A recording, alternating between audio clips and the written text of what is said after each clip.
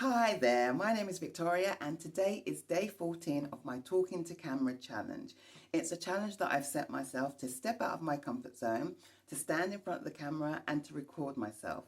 I'm doing this in order to improve my confidence in recording and to improve my consistency in uploading videos. In today's video, I'm going to talk about the top 3 things on my to-do list, which include exercise, writing 100 words and making videos. And I'm also going to share one fun fact about me. Okay, so exercise. Yesterday I did an exercise video on YouTube by a woman called Kat. She is a fitness instructor from New York and she has lots of exercise videos on her YouTube channel. She normally films outside and the background is always beautiful, and she also records with her twin sister. Her videos consist of her doing the exercise with music, no talking, and she usually puts up subtitles when she's changing the movements that she wants you to do. It's easy to follow, and sometimes it can be a little bit challenging, but usually it's quite easy to follow. And as I said, they're about half an hour each, and that's what I did yesterday, and I was happy to get it done and get on with the rest of my day. Okay, the next thing I'm going to talk about is my 100 words challenge. This is a challenge I've set myself to write a minimum of 100 words each day.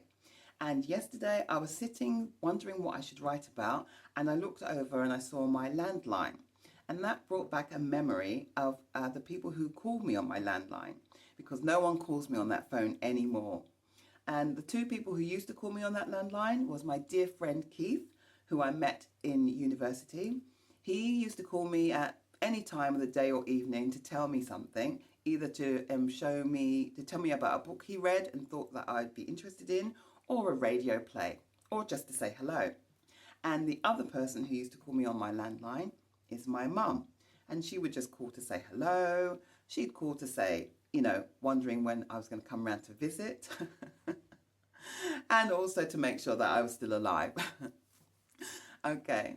The reason why the landline doesn't ever ring anymore is because my dear friend Keith, he died a couple of years ago, which was so sad, because one of the things I thought is I will never hear from him again on that phone. And the other reason it's not ringing is because my mum developed Alzheimer's a couple of years ago, and so she will never ever call me on that phone again either. So the phone just sits in the corner, no one's calling it, I'm not using it.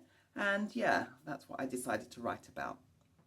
The third thing on my to-do list is making videos. And yesterday I made a video about a theatre trip that my sister and I went on.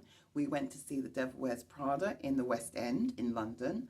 And I realised that I didn't have a clip of the theatre. I thought I did, but I didn't. So yesterday I went to London, because that's where I work, and during my lunch break I just walked up to the theatre, got my camera out and filmed a little bit of a clip, which I'll add here. And basically I just stood there for a few seconds, took a clip, and that was my B-roll that I could include in yesterday's video. So that was an example of, doing something to make videos. The final thing I'm going to talk about is one fun fact about me. I've just realised I've been looking up, so it's going to be quite strange, I'm sure, when I look back at this video. But I'm going to carry on, because this is me practicing in public, and I have to remember to look at the camera lens and not above the camera. Back to what I was talking about. The last thing, my fun fact about me. I am a qualified English teacher. I am qualified to teach English as a foreign language because I did a course. And I did a course called Teaching English as a Foreign Language. It was a 12-week course where teachers went through the fundamentals of grammar and how to teach English to foreign students. And the class that I went to, it was 2 evenings a week, 3 hours each session. And at the end we had to do a exam. And during the course we had to do practical lessons as well. And volunteer foreign students came to the school, and we had to create lesson plans and we had to teach these lesson plans.